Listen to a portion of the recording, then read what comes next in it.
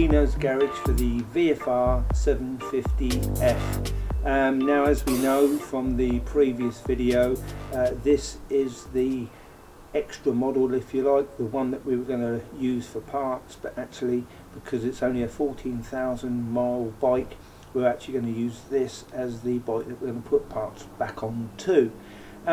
So today what we're going to actually be doing is tackling the issues with this particular bike. Now what we do have is the issue here of a slightly damaged cooler here, and also the actual radiator is damaged also. So we're going to be taking these off of here and then take them off of the first original bike and put them back on this part here. Also the framework here that holds the clocks has been pushed up slightly towards the handlebars, so this also has to come off, and we have to take this framework off and put that on here from the original bike. So let's get on with that now. Right, so I've got on a fair old bit now, about sort of half an hour later, and let's just talk through what we've done.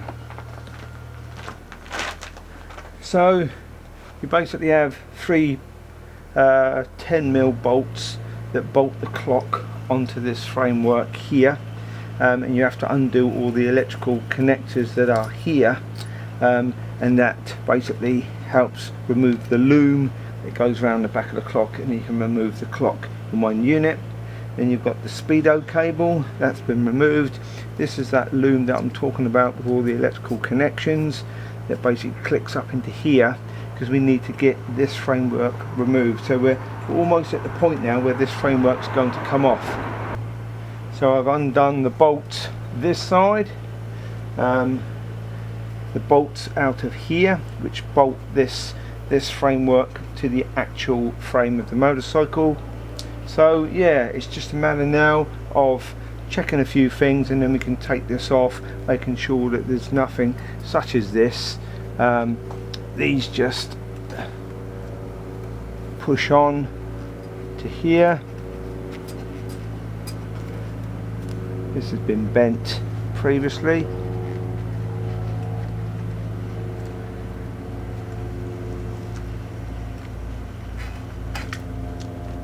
Like so. And we're pretty much, I think that's disconnected.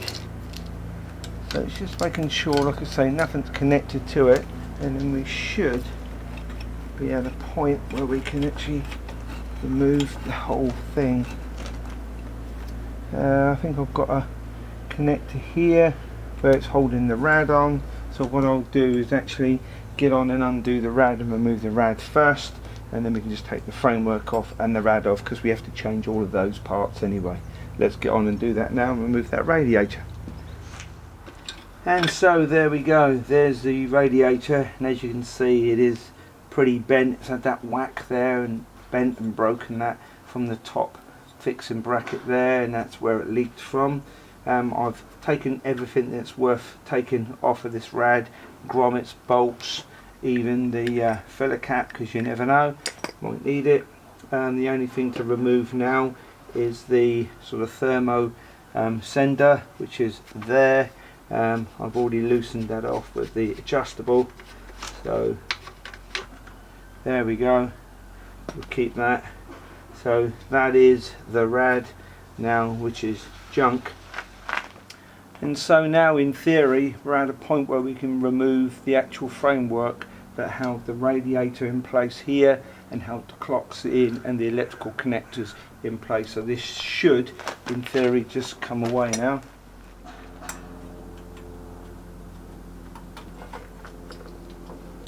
And there we go, that was all that was holding it in place. Just want to grab that so we don't lose that. So we've got the speedo cable there.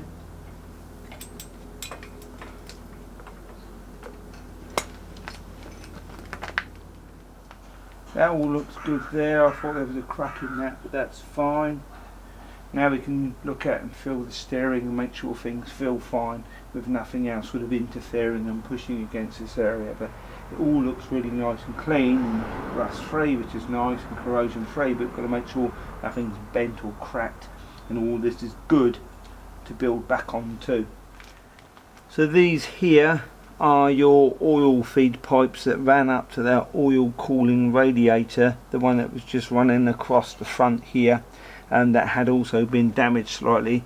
So I've zip tied these up high like this so oil doesn't drip out of these, because what happens basically is the oil gets pumped up through into that radiator, helps cool the oil that runs and circulates back in and around the engine. So oil would drip out of these if I didn't keep these up high and out of the way, so that's why I put those zip ties there. But that is it. That is now everything removed, so you can just see the electrical connections and obviously the oil feeder pipes there removed and the hoses undone, etc. Let's just take a closer look at the bike and make sure everything looks okay.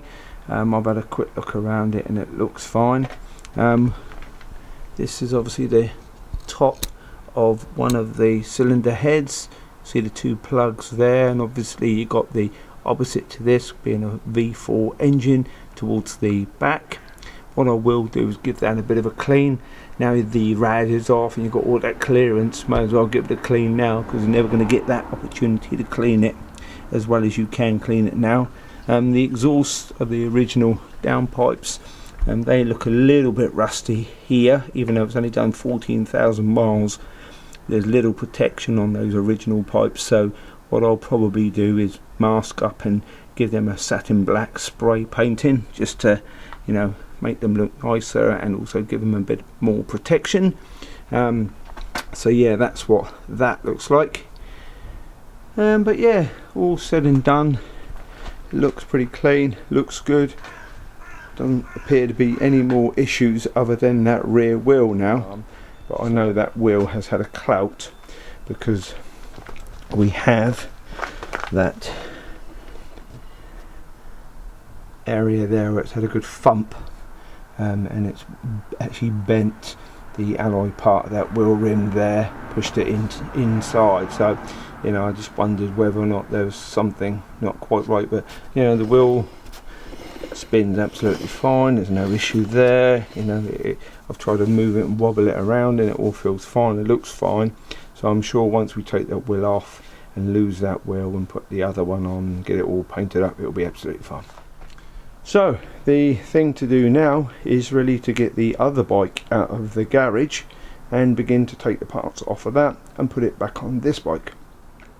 So now we've taken all the parts off of this bike, we need to get them off of the donor bike. So we need to get all of the front end off of here and get them on there. So let's get to it.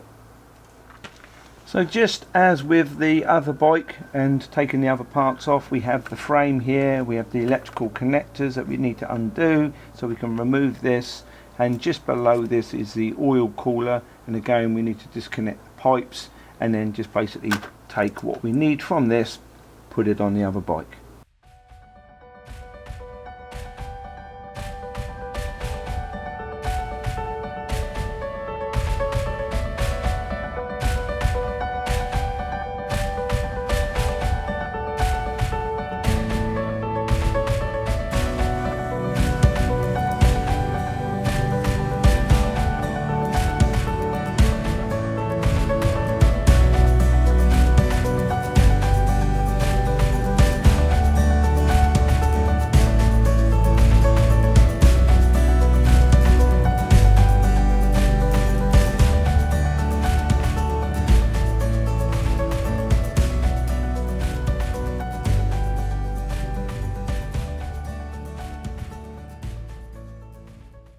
So what's happened here is the classic really of what you try to do when you're undoing 4 bolts. 1, 2, 3 undo, the last one didn't undo, and what's happened is as I've gone to hold this like this, because it wants to pivot on that one point there, there's nothing supporting it other than a central pivot point and the 2 pipes. So as I've gone like that to undo this bolt, it's actually so tight, and as you can see that, I'll just exaggerate it so you see it, it's actually cracked the neck that goes into that rad, and you can see now it's such a weak thing that as I've undone that, it's actually crushed that down and cracked that neck. So now this is pretty useless. So that bolt just didn't undo, and it's just cracked that first. Could I have saved it? Well, I would have had to have sprayed these, heated these up, and known that it was going to do something like this beforehand. One of the issues with this bike, if we look here, we can see if I line the front wheel up.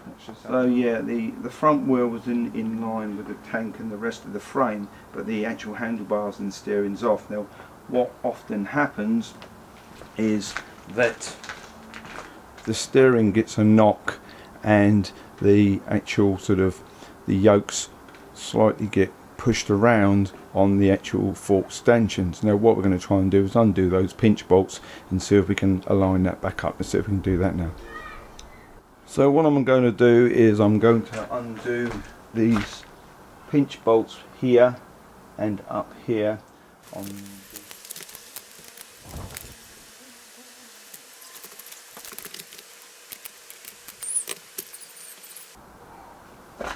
so I can feel that moving straight away.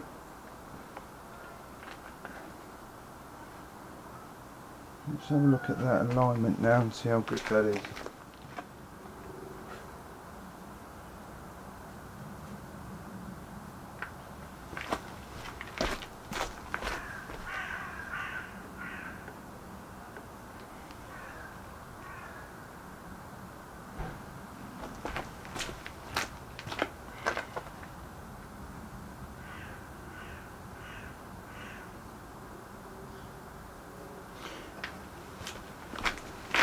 Yeah, I'm pretty happy with that. It's as simple as that.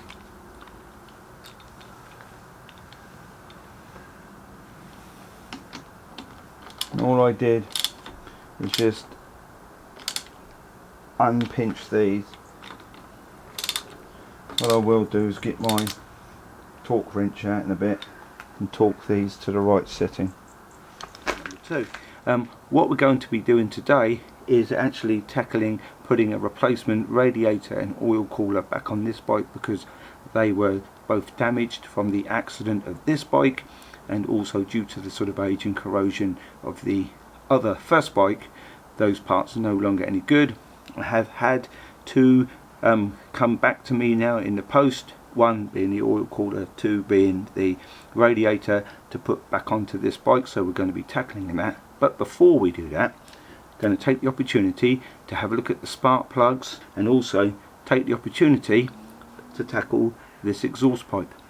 So as you can see, it's a bit rusty, not so great looking. Most of it won't be seen when all the fairing's in place, but just to take the opportunity really to help prevent more sort of rust and, you know, something sort of going on with the downpipes here. We're going to be spraying it black with some satin black proper exhaust paint, and then we'll get that radiator and oil cooler back in place.